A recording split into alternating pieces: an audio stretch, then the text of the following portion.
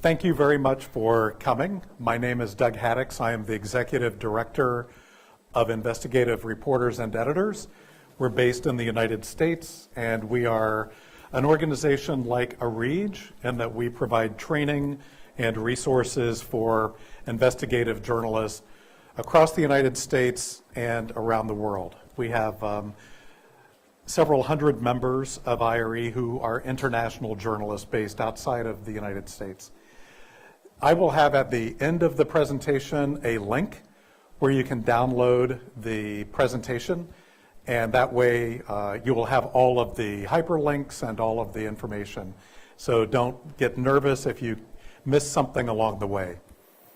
We'll try to cover a lot of territory, knowing that everybody has different interests in what they're doing. So just to kind of set the stage a little bit, when we're talking about the internet and doing this kind of deep research, there is so much noise, right? There's so much out there that you have to kind of think, have a search strategy instead of just typing in something into Google and hoping for the best. It's better to have a strategy, kind of like a lot of news researchers will write down some of their kind of keywords and phrases and things to get in the right frame of mind. We're looking for experts, studies, data sets, and you're always asking what is credible, what is reliable, what is authentic. But I treat the internet and social media just like I would treat a tip. If you called me or stopped me and said, hey, something is going on, this is happening, I need to verify that from other people as well. The same with social media and the internet especially. You're journalists, so you are skeptical, which is good, especially when you are online. So this quote, you must be careful on the internet to avoid trolls and fake news, of course came from President Sadat, right? So if you see something like this, you know he was not around during the internet, but there are things, just because it's on the internet doesn't mean it's true. And just because it's on social media doesn't mean it's real. So keep your journalistic skepticism and don't be fooled. Oh, somehow we went to the very end. Hold on. So let's start with Google a little bit, and we'll dive in a little bit deeper. Most people know things with Google like using quotation marks around names or proper names of organizations or companies, that kind of thing.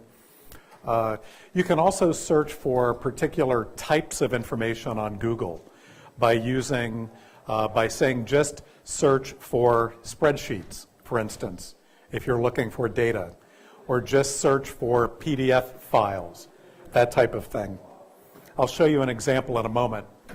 You can also search in particular sites, so that if you're looking just for information from Jordan, you could search site:/JO,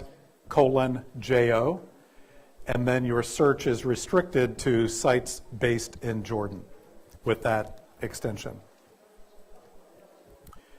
You can also use the data filters and the tools on the end to restrict the time and the way that you're searching. So let's take a look at how many people have used the advanced search in Google that looks like this? Okay, a few people. So you can be creative with this because it lets you go into, I typically don't start with a blank Google screen. I like to use the advanced search. So if we're looking for the keyword water, for instance, you can then search in a particular language with the advanced search. You can search in a region so that you can search just in one country with this keyword. So you're building a more complicated, complex search. So right now we're looking for results in Jordan, in Arabic, within the past year, with the keyword water. And let's say we're looking for data. I'm going to restrict and say, just show me Excel spreadsheets that meet this search criteria. So it's a very easy way to go in and be more complex with what you're looking for. So it's a good way. Sometimes, I don't know how things are in Jordan or other countries here. In the United States, sometimes our government agency websites are not very easy to search.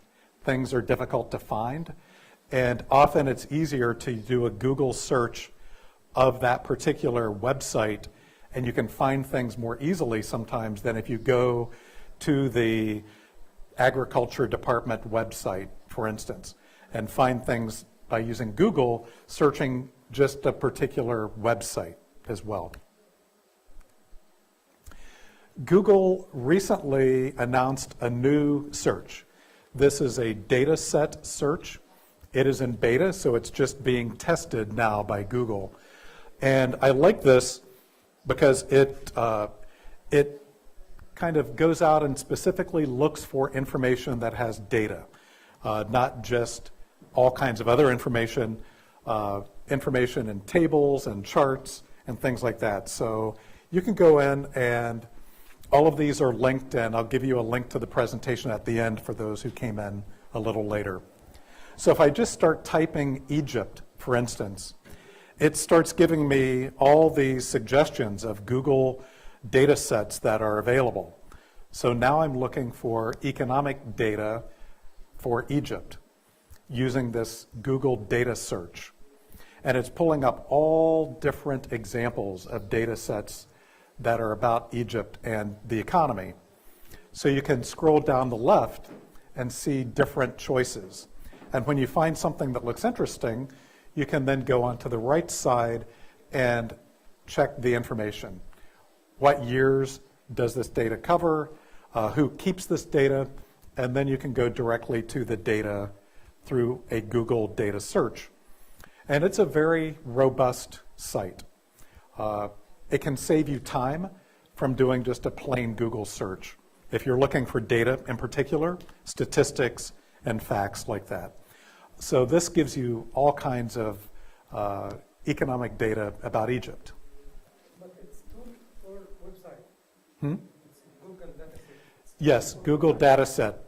And this will be linked. At the end, I will give you a link for this presentation. So all of these are linked.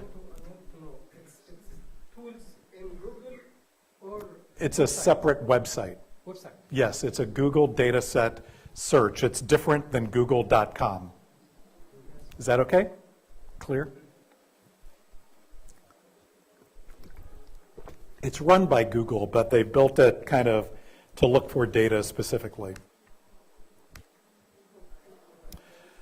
So this is the ARIJ website from March 2015. This is what it looks like. And I'm able to find that because of using some places on the web that you can search for old information, archived information. Sometimes that's important because if you're doing a story and an office or an individual or a company may have taken information off their website. Sometimes you can go back with these sites and see what did their website look like 2 months ago, 6 months ago, 5 years ago, and often the information is still there and still linked. So by going into the Wayback Machine, the Internet Archive, I could find what the ARIJ homepage looked like more than 3 years ago. So this is the Wayback Machine, and the link is here. It will take you, all you do is type in the address of the website, and then it will pull up on a calendar all of the times that that website has been captured and preserved in the Internet Archive. And you can click on any date, and then it will show you what that site looked like on that date. So if you need to go back and see what used to be on someone's website, this can be helpful, because if someone gets in trouble or a company gets in trouble, they often start taking things away, right? They take things off their website. So this can help you find things that used to be there. There's some other sites that can also help alert you when there are changes being made. So the one that I like the most is called Change Detection.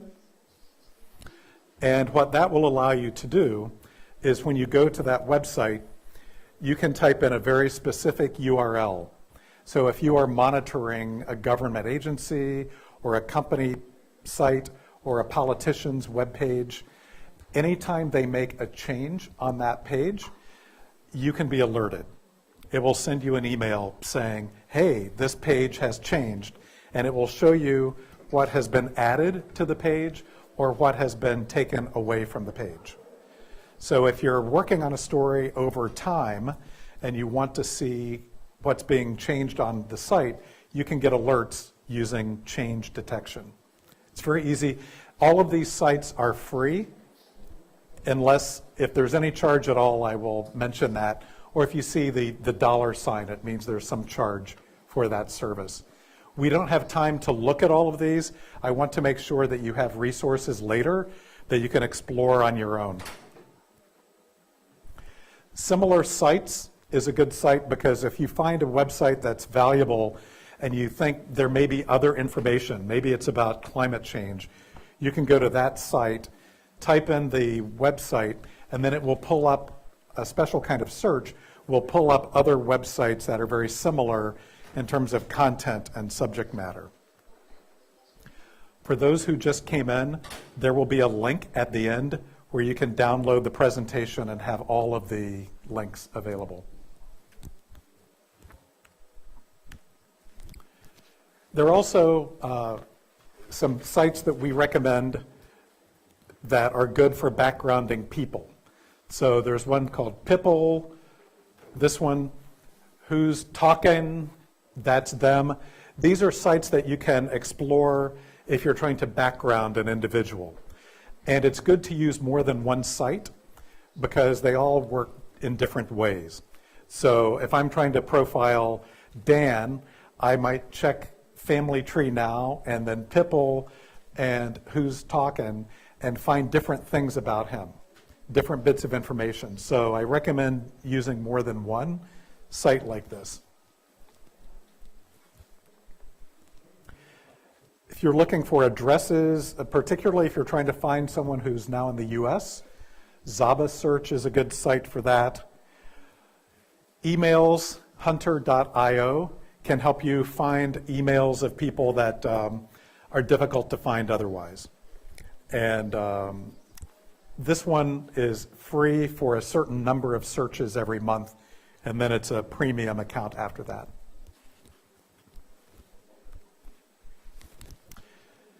I also wanted to pull together some key links for you for data. In particular, if you're looking for statistics, facts for stories, all of these, economic development, global development has a lot of information about various countries around the world.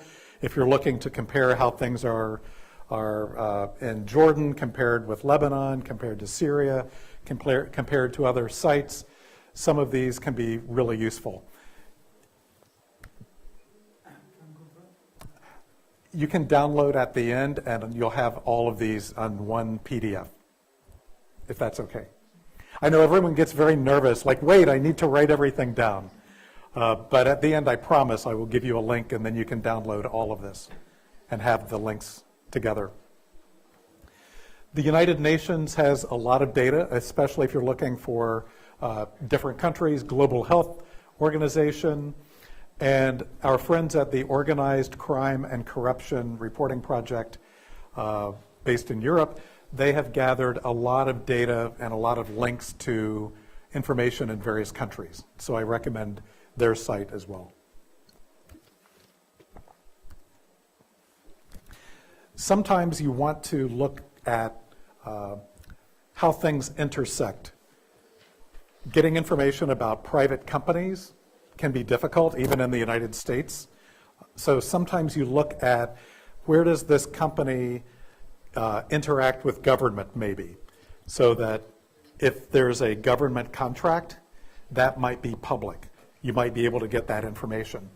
So in the United States, there is a site called the Federal Procurement Data System, and that link will take you there. And you can then go into, there's a little box that says vendor address, country name. So you can search for United States contracts with companies in any country in the world. So if you're curious about which companies in Jordan, which companies in Egypt, which companies in Lebanon, other places, which companies are getting money from the US government, this site will give you that information, because in the United States, that information is public information. So in your country, it might not be public, but if you come to the federal site, you can then look that information up about companies in your country that are getting contracts from the US government. So if you have American universities, or you have, if there are any military facilities or embassies, they often hire and work with local companies, local vendors, local suppliers. So you can check and see who's getting contracts from the US government in your country with this site.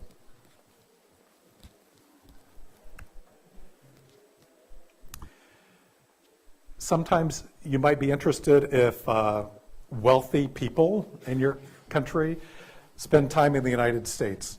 And if they own airplanes or things like that, you can search a US government website, Federal Aviation Administration. Every aircraft, private jets, commercial jets, small planes, big planes, they have to be licensed in the United States, and all of that information is public. The owner of the aircraft, the pilots, they have to have license to fly in the US, so that information you can search on this site as well. If foreign governments or foreign companies are hiring people to lobby the US government on their behalf to try to get more business with Egypt or with Lebanon or Jordan, you can look onto the foreign lobbyist site, and you can do a search by country to see who is being paid to represent the interests of Jordan in the United States, or Egypt or Syria in the United States, if there are paid lobbyists doing that. A lot of this is hopefully giving you story ideas or ways that you might use these sites to supplement the stories that you might be working on already. So let's go to social media.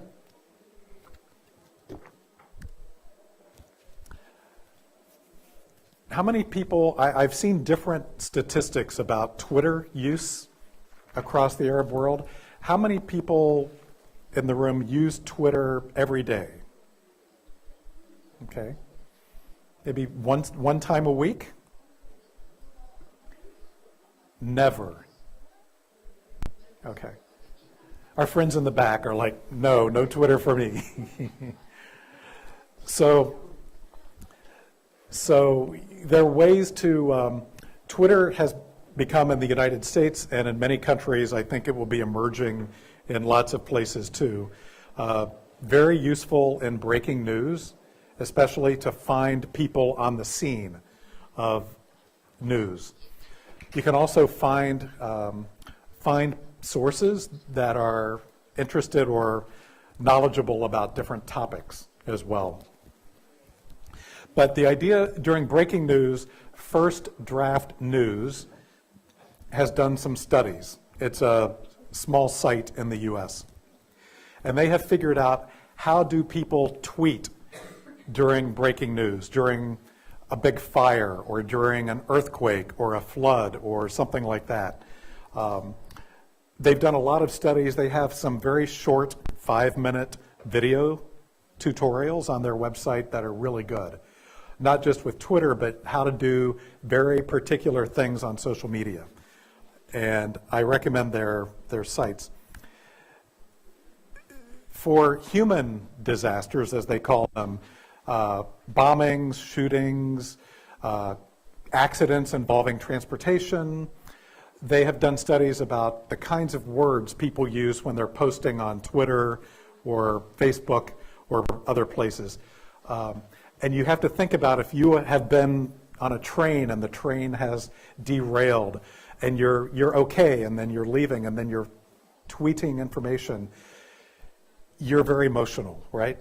So you might use some bad words, right? So there will be bad words on the slide. So if you don't like bad words, look away.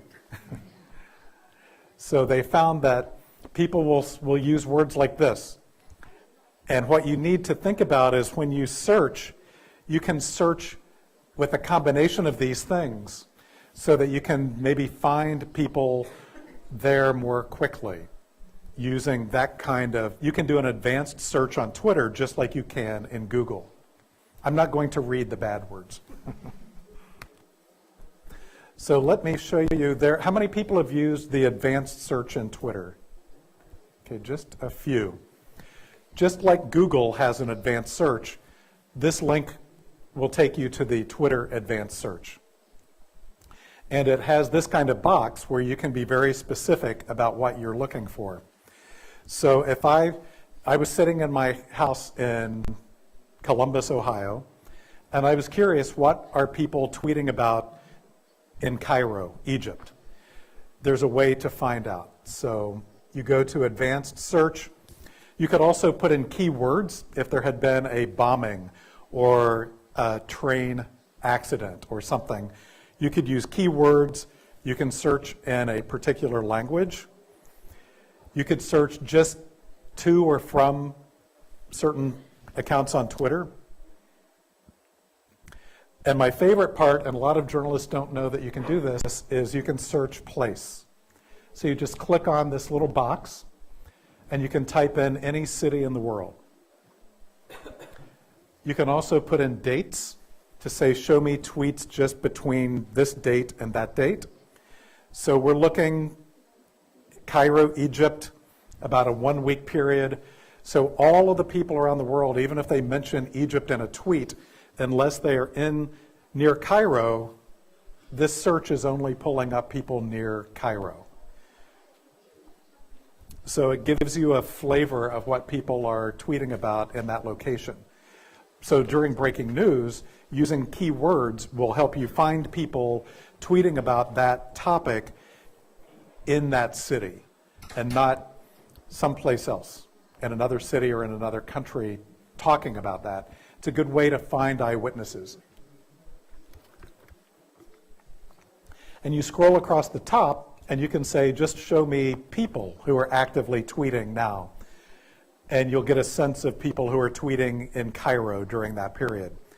You can then click on and say, just show me tweets in that area with photos or videos or from news outlets in that area. So you can be very specific in what you're looking for.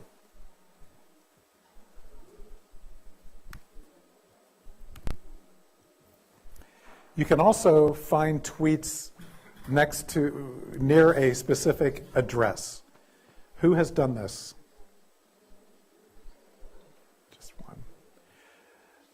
So imagine there's news, there's something big happened at one place.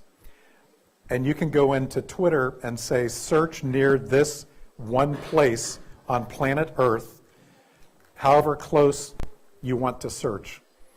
And to do that, you need to find the latitude and the longitude of that place.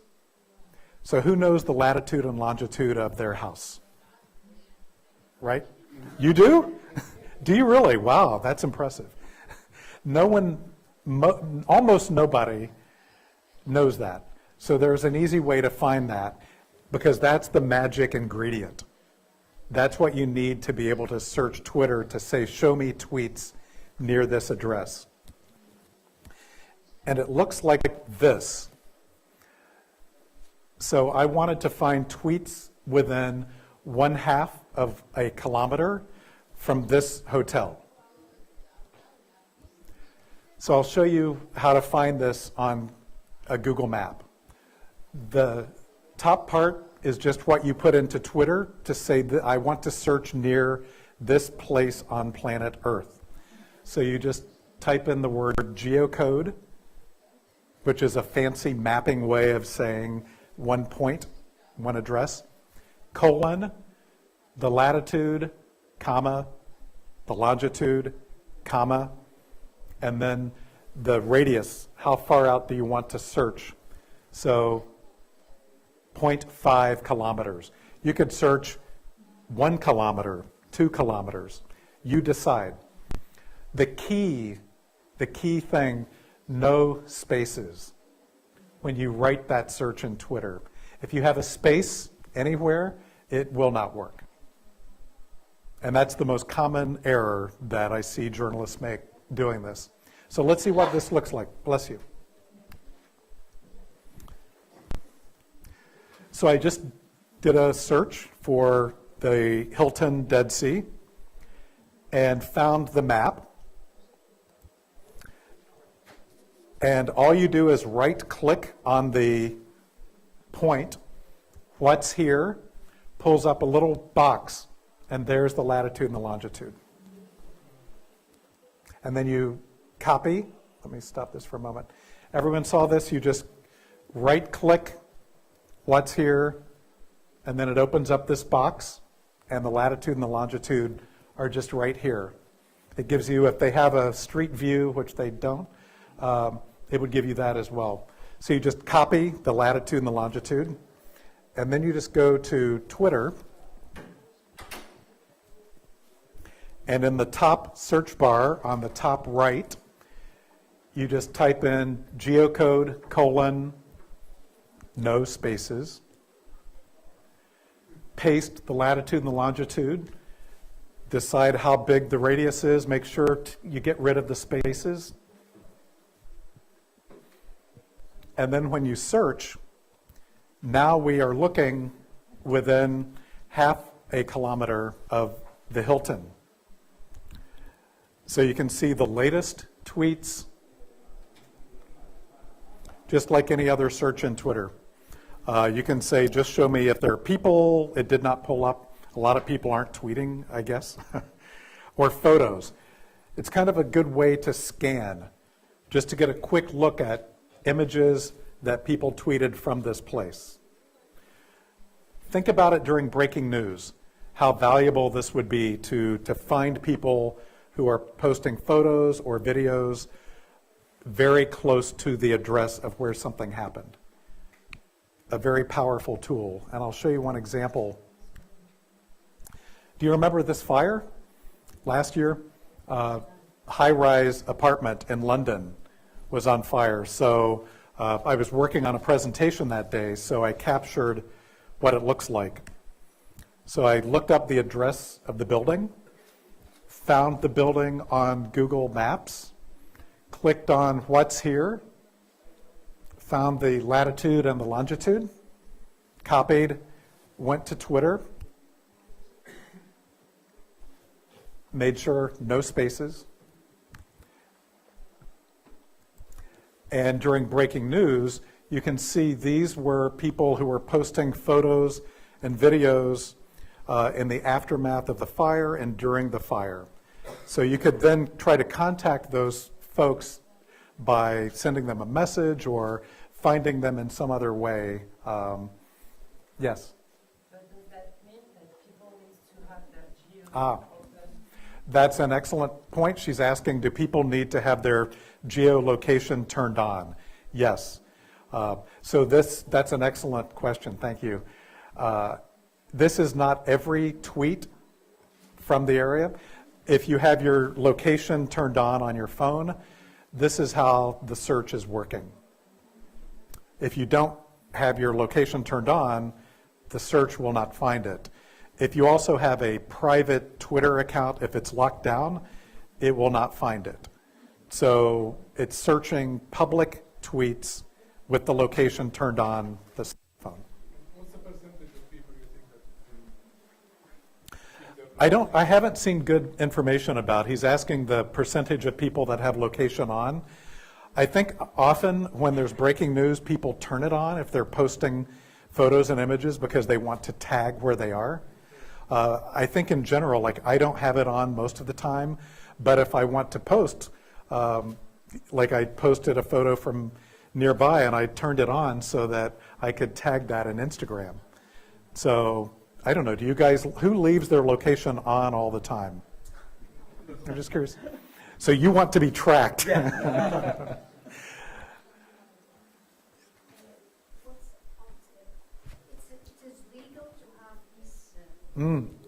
is legal for Twitter to have these pictures and use it in my story. Use it in my story.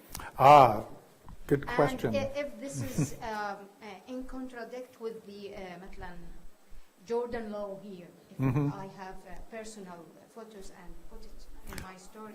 Right. She's asking about the legal use. So even in the U.S., we cannot take the photos or videos and use them with our stories without permission. So if you tweet a photo, you own the photo. And if yes, so if I can link to your page, I can link to your photo and say, what is your name? Odai. That I can link to his post, but I can't just take it and put it on my website without his permission. So sometimes you will see, even on Twitter, news organizations are sending requests, can I please use your photo? And if they get permission, then that's okay, but you own your photo and you own your video. So you can't just take it and use it. The same thing for Twitter? Same for all social media. The other side of that is when you agree to be on Twitter or Facebook, you know the thing we click through really quickly, terms of service, yes, yes, yes, yes. We don't read all of those little words. We're giving Twitter and Facebook permission to post these things, but we're not giving news organizations permission to take them and use them on their TV show or in their newspaper or on their website. Good questions. All right. How many people have used this site? It's called All My Tweets. So what happens when someone gets into trouble and gets arrested and they have a Twitter account? What do they usually do? Delete their Twitter account, right. So, or Twitter will take it down. Like in the US, we have mass shootings a lot now. And often Twitter, the company Twitter will, once the person has been identified as the suspect, they will take that person's account down. So in breaking news, what happens a lot is if you find the person's account, you want to try to save it before it goes away. The other way that journalists use this site is if it's someone that you cover regularly, you might just go grab their tweets and save them in case they delete something later. So the way this works, it's just a free website. Is Trevor Snap was a speaker here? I don't know him, but he has a cool name. And I looked and he has a nice Twitter account. Nothing bad. So what this site will let you do is you just get the name of the person, public Twitter account. You go to this site, All My Tweets. You type in the name of the Twitter account, and you can hide retweets. And then what it will do is it will pull up the most recent 3,200 tweets. That is how much access Twitter gives to third-party apps, all on one page. So then you have all of these on one page, and you can copy them. So this pulled up 1,400 tweets, all on one page. So then you can just highlight everything, copy, and then you can save it. You can save it in a Word document. You can save it in a spreadsheet if you like to do things with any analysis. So once I have his tweets in a spreadsheet, I can do a simple filter and just say, show me his tweets that contain the word Iraq. And very quickly, this will go through out of his 1,400 tweets and then select maybe 10 that he tweeted with the word Iraq, just as an example. It's a really nice way to capture tweets. I'll show you something at the end that is also cool. Are you having problems with bots? Yes, we're having problems with bots too. So this site is called botcheck.me, and you can type in any Twitter account, and it will go through and analyze that person's behavior on Twitter to try to help determine, is this a real person or is this automated? Is this a machine set up to do crazy things on Twitter? It will also give you top hashtags that are being spread by bots around the world. And you can see MAGA, the Make America Great Again, Trump supporters. So this site is helpful. You can just run any name through it to see if it looks like a bot or not. There are also some sites that I have, if you're interested in that. There are some other sites that are really good to help with fake automated bots on social media. So Bot or Not, Hoaxy, and some from Indiana University are really innovative right now in trying to detect fake information, fake accounts.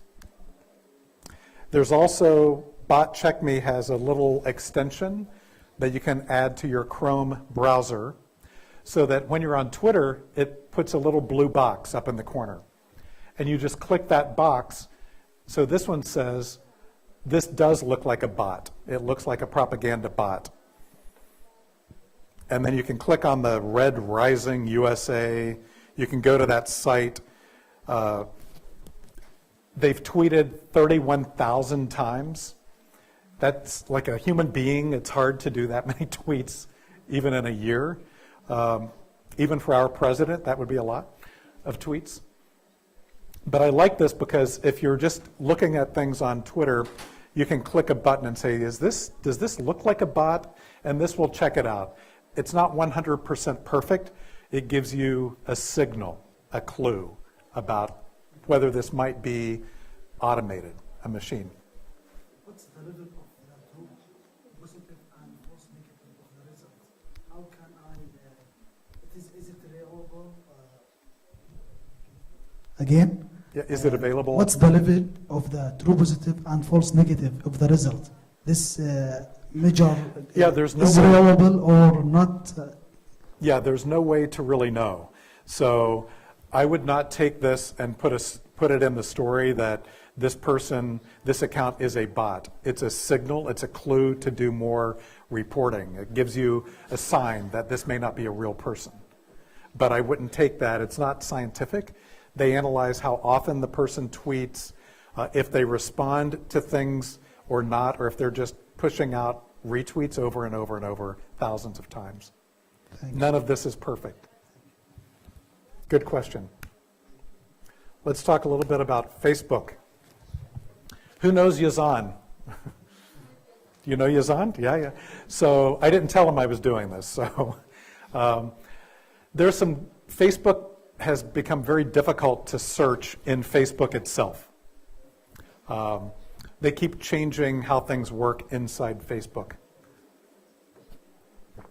So there's some other sites that help you do a deeper search if you're trying to background someone on Facebook. I like a site called Intel Techniques that is linked here. So let me just show you what this looks like. So I go to Yazan's Facebook page.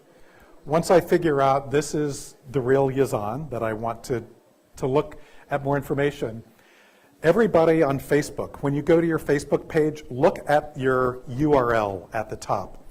Everybody has a unique identifier on Facebook. There are other people who have my name, so we all have a different identifier on Facebook. Once you have that identifier, you can then search very deeply on public things that person has posted. Or if someone has liked a photo, or if I like a photo on someone else's page, even if I have my privacy settings very secure, once I start liking photos or videos or things on other people's pages, my likes and my activity may become public, right? So this allows you to search backgrounding someone a little bit more. So you copy the he is Yazan.alrouse is his unique identifier, his Facebook name. And then you go to the Intel Techniques website. They have a lot of good information about using Twitter, Instagram, searching. So you can go to their Facebook tool. And when you get to their Facebook tool, you just paste in his username in this middle box. So I paste in his name, not mine. That kept popping up, Yazan.alrouse. Everybody on Facebook has a number, whether you knew it or not. So it tells you his number, unique identifier on Facebook.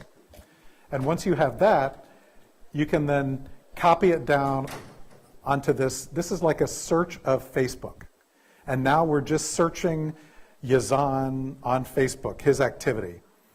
So you can look at things like photos that he has liked. And you just click on that, and it will pull up photos that he has liked publicly. There's nothing bad here. Who was at Paul Meyer's session yesterday?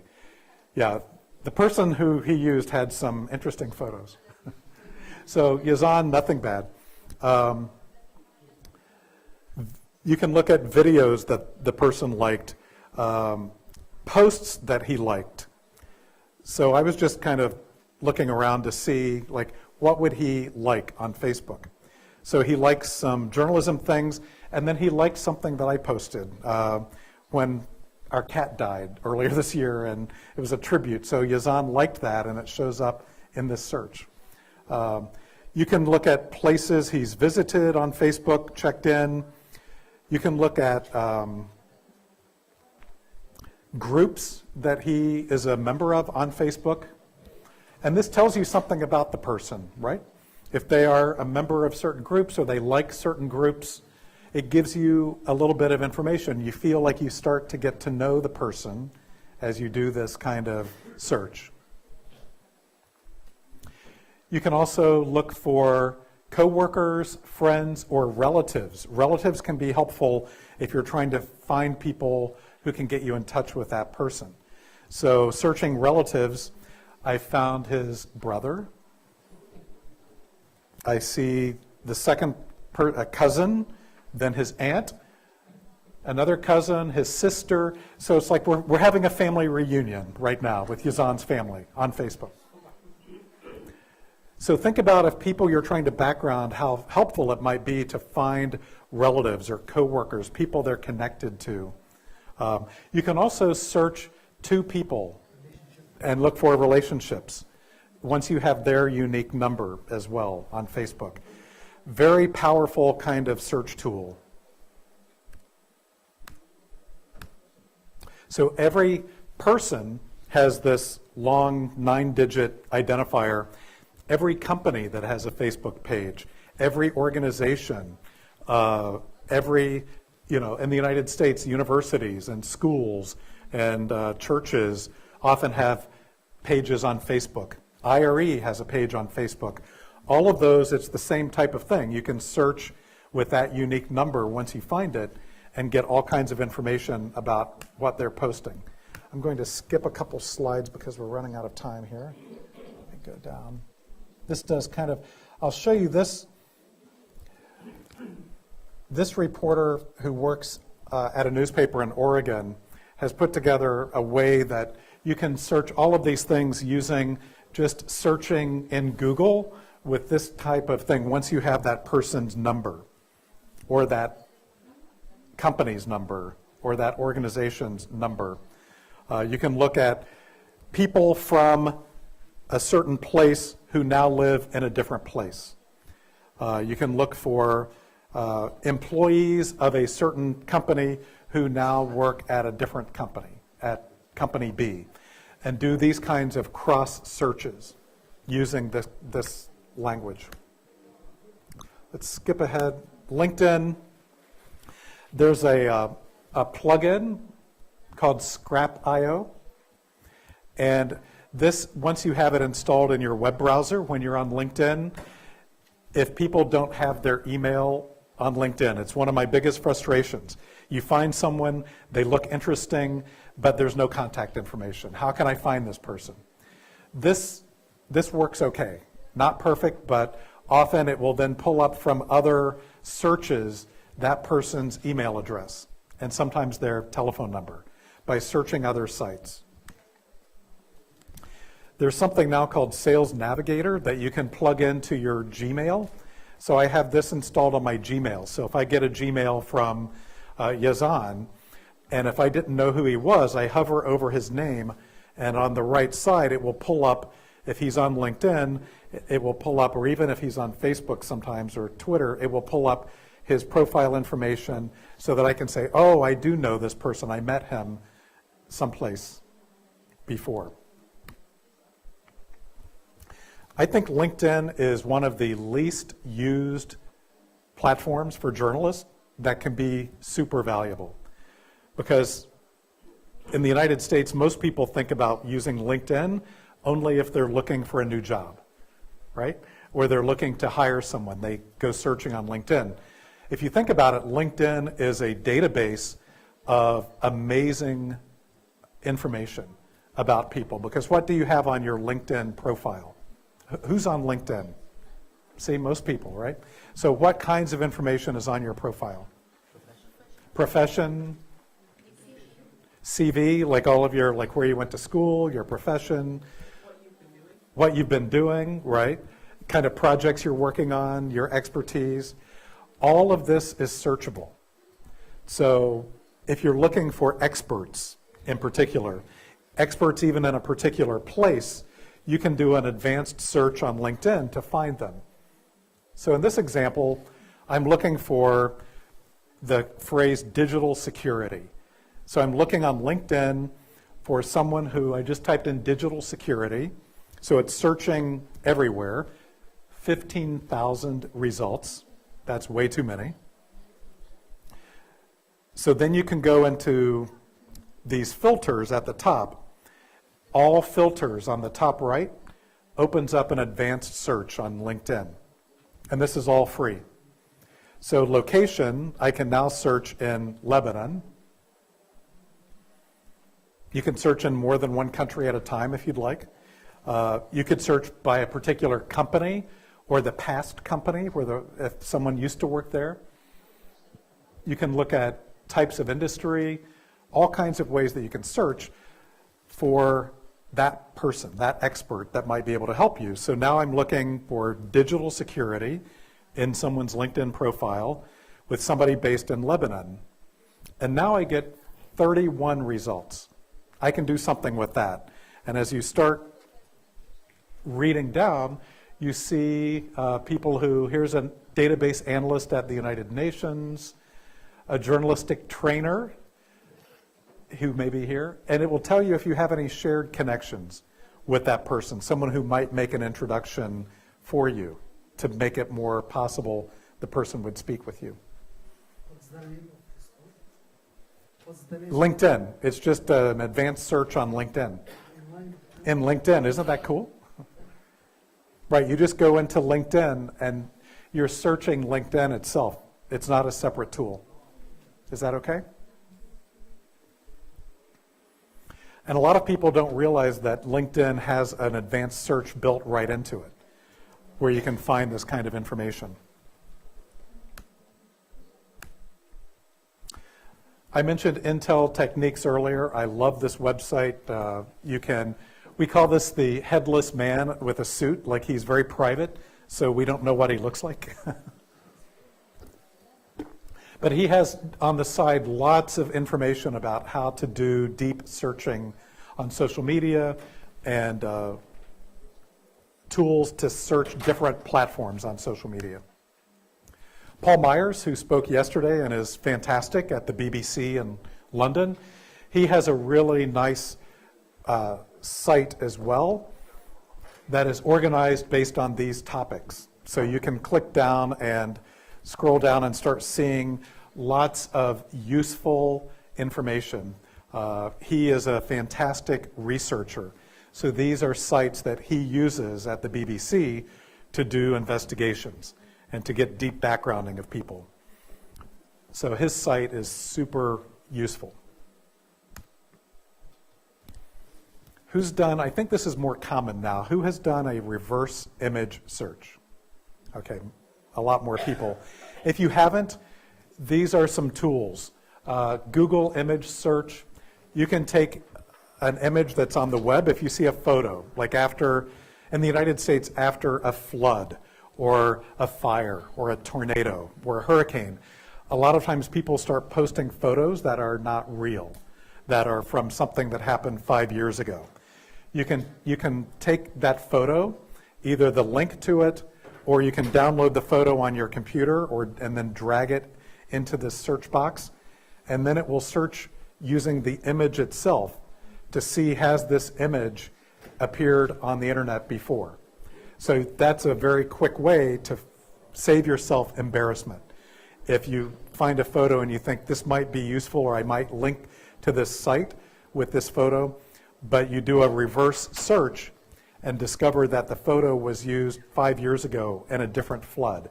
It's not real. It's not from today's weather disaster.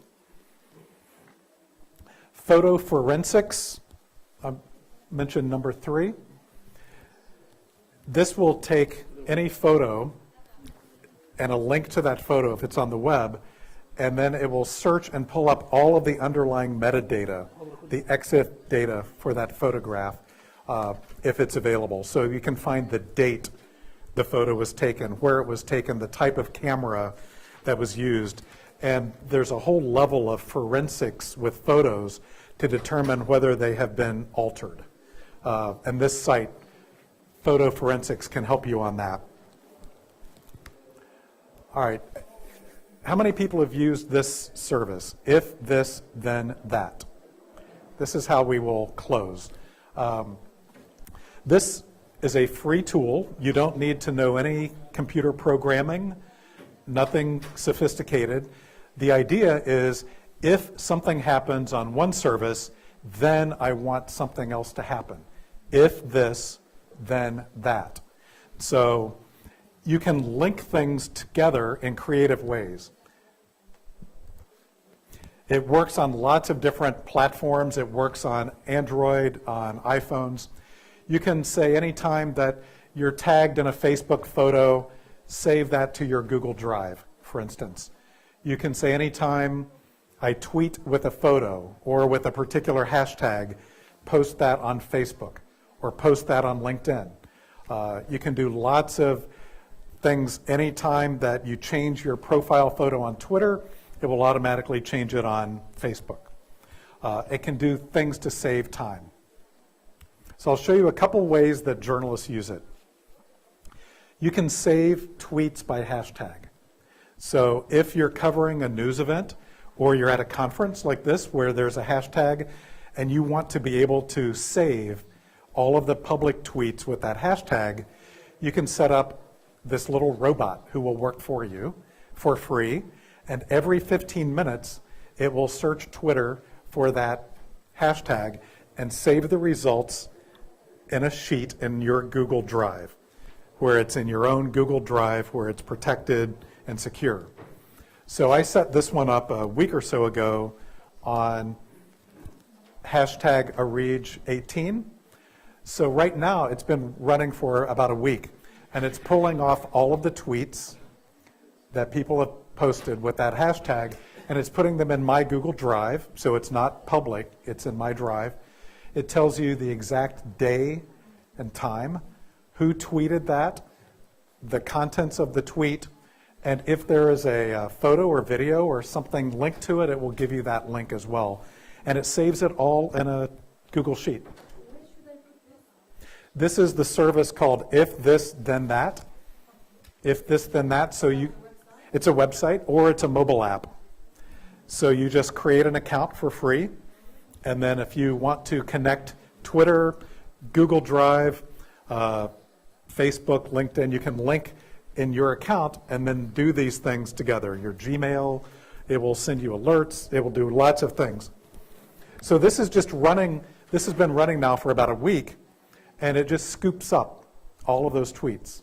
And I don't have to think about it. Every 15 minutes, it's working for me for free doing this. So when we have our IRE National Conference, I set this up to collect those tweets so that we can analyze them later, we can review them.